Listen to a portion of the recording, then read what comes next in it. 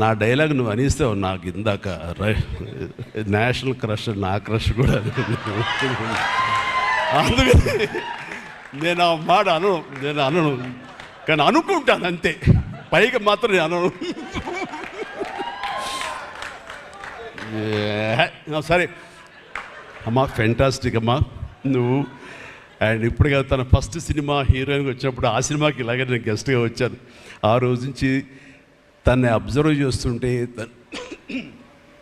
నటనా పరంగా కానివ్వండి, తన ఇమేజ్ పరంగా కానివ్వండి, day by day, film after film ఎక్కడికో వెళ్ళిపోయింది. ఇది నేషనల్ క్రష్ కాదు, ఇంటర్నేషనల్ క్రష్ అయిపోయింది అమ్మాయి.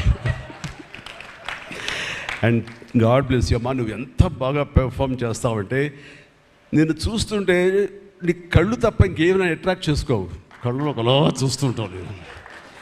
అండ్ ఆ కళ్ళతో ఏం పలికిస్తుంది ఎక్స్ప్రెషన్ అంటే ఇంకా అంత ఇంత కాదు.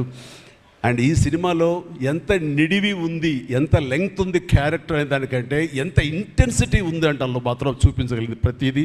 ముఖ్యంగా బిడ్డను హోల్డ్ చేసినప్పుడు ఆవిడ ఒక కన్న తల్లిలాగా, ఒక అమాయకంగా ఒక ప్రియుడిని మోసపోయినప్పుడు వాడి వల్ల ఎక్కేసినప్పుడు నాకు చూడాలందులో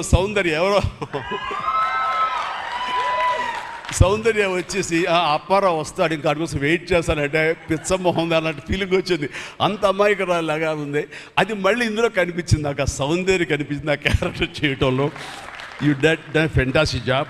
ఆ తర్వాత సీరియస్నెస్గా పెంచుకుంటూ, ఆ తర్వాత దేవాకి సపోర్ట్గా ఉంటూ అండ్ దేవాన్ని ఓన్ చేసుకునే విధంలో మాత్రం నీ ట్రాన్స్ఫర్మేషన్ కానీ నీ characterisation well designed and well performed. Fantastic అమ్మా, ఫెంటాస్టిక్.